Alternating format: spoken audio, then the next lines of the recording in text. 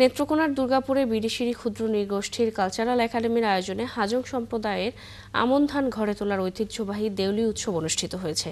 শুক্রবার দুর্গাপুর ইউনিয়নের শ্যামনগর গ্রামে এ উৎসবে উদ্বোধন করেন আদিবাসী লেখক ও গবেষক মতিলাল হাজং। পরে আলোচনা সভায় সভাপতিত্ব করেন কালচারাল একাডেমির পরিচালক পরাগ রিছিল। প্রধান অতিথির বক্তব্য রাখেন নেত্রকোনা ১ আসনে বিএনপি মনোনীত প্রার্থী ও কেন্দ্রীয় বিএনপির আইন বিষয়ক সম্পাদক ব্যারিস্টার কায়সার কামাল। বিশেষ অতিথির বক্তব্য রাখেন সহকারী কমিশনার মিজানুর রহমান। পরে বিভিন্ন এলাকা থেকে আগত শিল্পীদের অংশগ্রহণে সাংস্কৃতিক অনুষ্ঠান ও মহিষাসুর বধ পালা অনুষ্ঠিত হয়।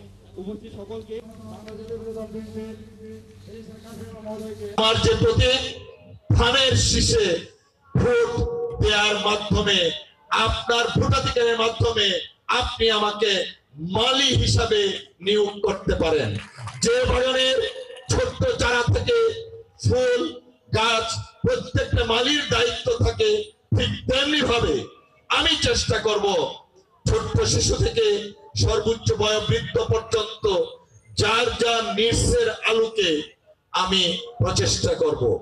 আজকের এই দেউলি উৎসবটা আমাদের হাজং জাতির জন্য একটি ঐতিহ্যবাহী দিন। এই অনুষ্ঠানে আমরা আমাদের পরিবারকে সবাইকে নিয়ে অনেক আনন্দ উপভোগ করি। এই বছর প্রথমবারের মতো একটা আমাদের নিজেদের গ্রামে, আমাদের নিজেদের জন্মভূমিতে এটা অনুষ্ঠিত হচ্ছে। তো আমরা চাই আজকে হয়তো একটা গ্রামে হচ্ছে, পরের বছর অন্য কোনো গ্রামে হবে। এভাবে আমাদের ধারাটা যেন পর্যায়ক্রমে থাকে, অমঙ্গল না হয়, যাতে সবারই মঙ্গল হয়, কারোর জীবনে কোনো কালো ছায়া না থাকে, সবার জীবন যাতে আলোকিত হয়, সেই জন্য আমরা এই দেউলি উৎসবটা করে থাকি।